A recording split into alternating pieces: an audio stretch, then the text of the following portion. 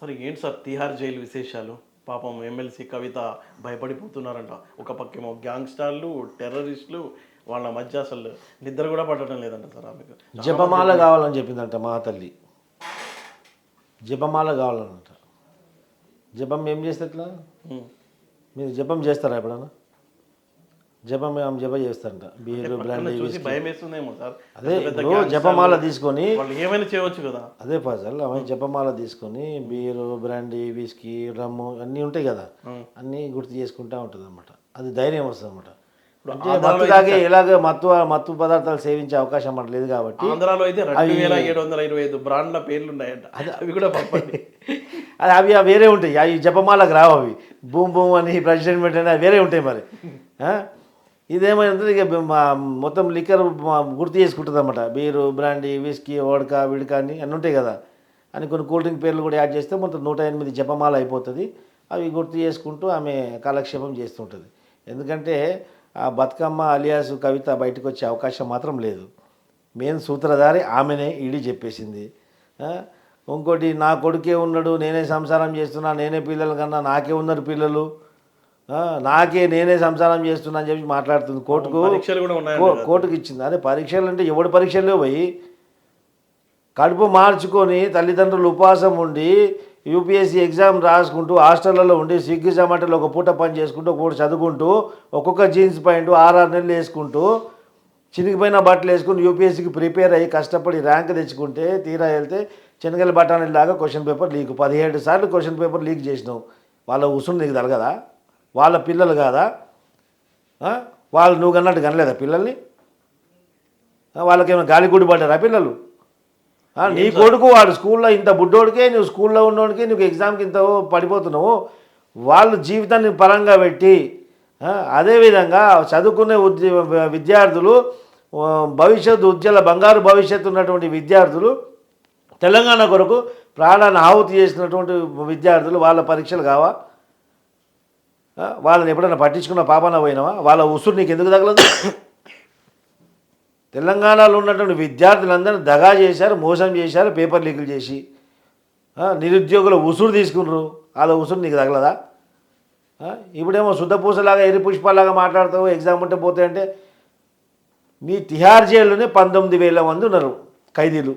19,000 ఖైదీలలో దాదాపు 10,000 మంది కన్నా పిల్లలు ఉంటారు కదా. ఆ పిల్లలకు ఎగ్జామ్స్ ఉంటాయి కదా. అంటే నీతో పాటు ఇంకా 10,000 మందికి పిల్లలు ఎగ్జామ్ సాకు పెట్టేసి బయట పోయి తిరిగి సినిమా చూసినామని పంపిస్తారా? సిగ్గుండాలి అడగడానికి నువ్వు చేసిన పనికి.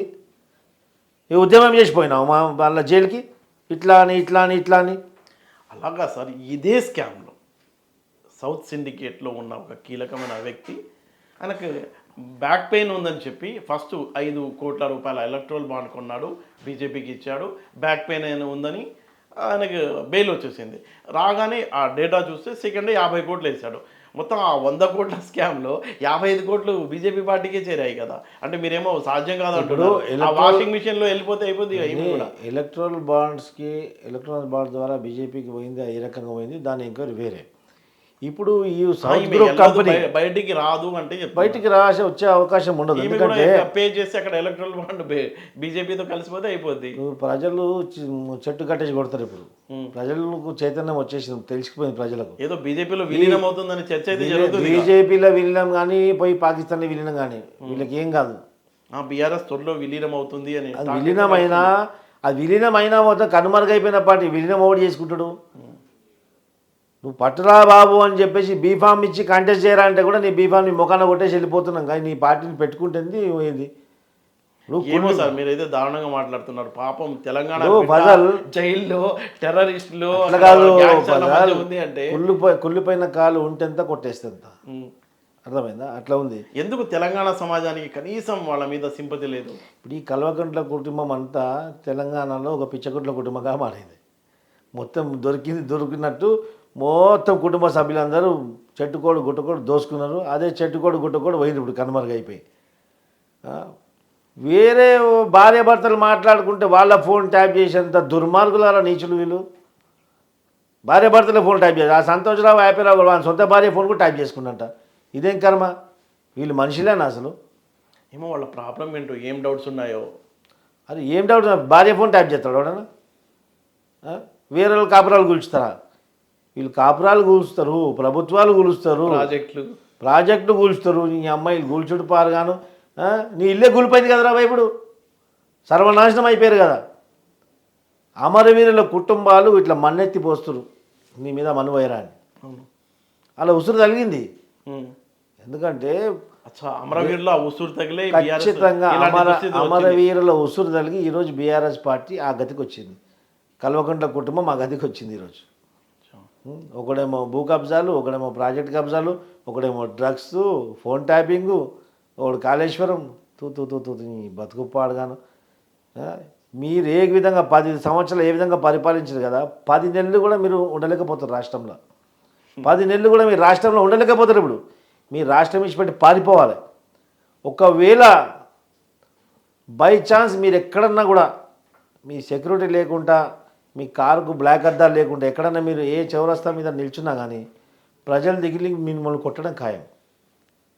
మీకు దమ్ము ధైర్యం ఉంటే మీ కల్వకుంట్ల కుటుంబం అందరూ కూడా ఎవడన్నా కానీ ఏ చౌరస్తాలో కానీ ఒక 5 నిమిషాలు నిల్చోండి, మిమ్మల్ని 50 మంది కంటే తక్కువ చెప్పుతోడు కొట్టకపోతే అడగండి. అంత దుర్మార్గం చేసింది మీరు. ప్రతి సామాజిక వర్గాన్ని దోచిపెట్టారు. ఇక్కడ ఈ దొంగ, అక్కడ లంగా. ఇరు తెలుగు రాష్ట్రాలు లంగా దొంగ ఈ రంగా బిల్ల కలిసి నాశనం పట్టించారు. ఒకడైతే నాశనం అయిపోయాడు, ఇంకా నెక్స్ట్ వచ్చే నెల వాంది ఉంది నంబర్ ఇప్పుడు.